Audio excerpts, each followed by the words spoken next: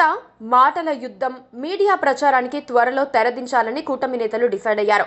పదవుల కోసం చాలా మంది వేచి చూస్తున్న తరుణంలో కొందరినైనా సంతృప్తి పరచాలని నిర్ణయానికి వచ్చారు.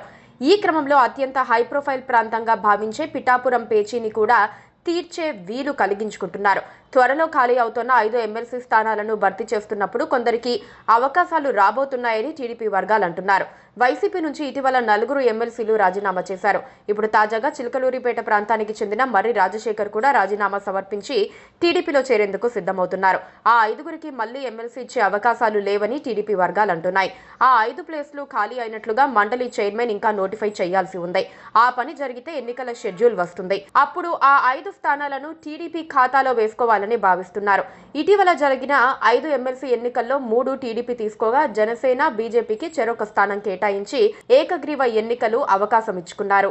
వైసీపీ అభ్యర్థిని నిలబెట్టకపోవడంతో అవి ఏకగ్రీవమయ్యాయి. ఈసారి ఖాళీ అయ్యే 5 స్థానాలు మాత్రం మిత్రపక్షాలకు ఇవ్వకుండా మొత్తం తామే తీసుకోవాలని కూటమికి నాయకత్వం వహించే టీడీపీ భావిస్తోంది. అది ఎంతవరకు సాధ్యమవుతుందో చూడాలి. ఇటీవలి ఎమ్మెల్సీ ఎన్నికల్లో 2 బీసీలకు 1 ఎస్సీకి ఇవ్వటం ద్వారా టీడీపీ సంపూర్ణంగా సామాజిక న్యాయం పాటించింది. ఈసారి అన్ని సామాజిక వర్గాలకు సమానంగా సీట్లు పంచాలని చూస్తోంది. ఈ క్రమంలో కొన్ని వివాదాలకు కూడా ఫుల్ స్టాప్ పెట్టాలనుకుంటోంది. ఇప్పటికే పిఠాపురంలో ఒక వివాదం జరుగుతోంది. జనసేనతో పొత్తు కోసం పవన్ కళ్యాణ్ కోసం వర్మను బలిపశువును చేశారన్న టాక్ రోజురోజుకు బలపడుతోంది. పైగా వర్మ ట్వీట్, నాగబాబు ప్రకటన 2 పార్టీల మధ్య ఉద్రిక్తతలకు దారితీస్తోంది. చంద్రబాబు ఆ విషయంలో మౌనం వహించినా మరోసారి అలాంటి సమస్య తలెత్తకుండా చూసుకోవాలనుకుంటున్నారు. ఎమ్మెల్సీ ఇచ్చి పిఠాపురం వర్మను సంతృప్తి పరిస్తే బాగుంటుందని ఆయన అనుకుంటున్నారు. ఈ క్రమంలో వర్మకు సందేశం వెళ్లిందని, ఇకపై ఎలాంటి సంకేతాలు ఇవ్వకుండా సంయమనం పాటించాలని కూడా సూచనలు ఆయనకు చేరాయని చెబుతున్నారు. వైసీపీ రాజ్యసభ సభ్యత్వానికి రాజీనామా చేసి టీడీపీలో చేరిన మోపిదేవి వెంకటరమణను కూడా ఎమ్మెల్సీ పదవి వరించబోతోందని చెబుతున్నారు. ప్రస్తుతం ఆయన తీవ్ర అసంతృప్తిలో ఉన్నట్లు వార్తలు వస్తూ ఉండగా దాన్ని మరింత పెంచకుండా టీడీపీ నేతలు చర్యలు తీసుకుంటున్నారు. అలాగే విజయవాడ నేత వంగవీటి రాధాకృష్ణకు కూడా ఎమ్మెల్సీ ఇచ్చేయాలని డిసైడ్ అయ్యారు. ఇప్పటికే ఆయనకు ఎమ్మెల్సీ ఇవ్వాల్సి ఉండగా ఎందుకో జాప్యమైంది.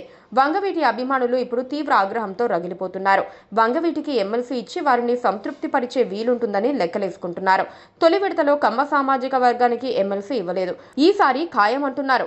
దేవినేని ఉమకు ఇస్తారా, ఇతరులు ఎవరికైనా ఇస్తారా అన్నది చూడాలి. అయితే 2 సీట్లు మాత్రం బీసీ, ఎస్సీలకు ఇవ్వాల్సిందేనని భావిస్తున్న తరుణంలో ఇతరులకు ఎలా సర్దుబాటు చేస్తారో కూడా పెద్ద ప్రశ్నే. Please do subscribe to Please do subscribe to Please do subscribe to Please do subscribe to Please do subscribe to Please do subscribe to KTV Telugu. KTV Telugu. KTV Telugu. KTV Telugu. KTV Telugu. KTV Telugu. Please do subscribe to KTV Telugu.